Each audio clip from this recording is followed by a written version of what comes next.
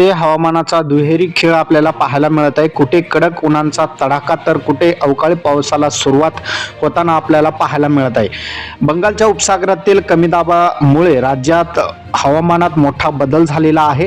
काही ठिकाणी मुसळधार पाऊस तर काही ठिकाणी नदी नाल्यांना ओढा येईल एवढा पाऊस या ठिकाणी पडलेला आहे. महाराष्ट्रात ऐन उन्हाळ्याच्या तोंडावर अवकाळी पावसाने जोरदार हजेरी लावलेली असून राज्यातील अनेक भागामध्ये वातावरण अचानक या ठिकाणी बदल जाणवताना आपल्याला पाहायला मिळत आहे. विदर्भ, मराठवाडा आणि मध्य महाराष्ट्रामधील काही जिल्ह्यात ढगाळ वातावरणासह वादळी पावसाची शक्यता हवामान विभागाकडून वर्तवण्यात आलेली आहे. गेल्या 24 तासामध्ये अनेक जिल्ह्यामध्ये या ठिकाणी जोरदार पावसाने हजेरी लावली, ज्यामध्ये कोल्हापूर, सिंधुदुर्ग, भंडारा यासारख्या जिल्ह्यांचा समावेश आहे. तर आज सुद्धा अनेक जिल्ह्यामध्ये आपल्याला पहाटेच्या सुमारास आपल्याला पाऊस पाहायला मिळणार आहे, ज्यामध्ये भंडारा जिल्ह्यांचा मोठा उल्लेख आपल्याला करताना पाहायला मिळेल.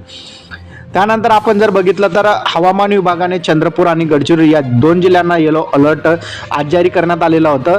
त्याचबरोबर सोलापूर, धाराशिव, लातूर, नांदेड आणि हिंगोली या जिल्ह्यात वादळी वाऱ्यासह विजांच्या गडगडाटासह मेघगर्जनासह मुसळधार पावसाची शक्यता वर्तवण्यात आलेली आहे. काही भागामध्ये गारपिटी सुद्धा शक्यता असणार आहे. तर अशा प्रकारचा हा एक महत्त्वपूर्ण हवामान अंदाज होता. अंदाज कसा वाटला नक्की कमेंटमध्ये सांगा. धन्यवाद.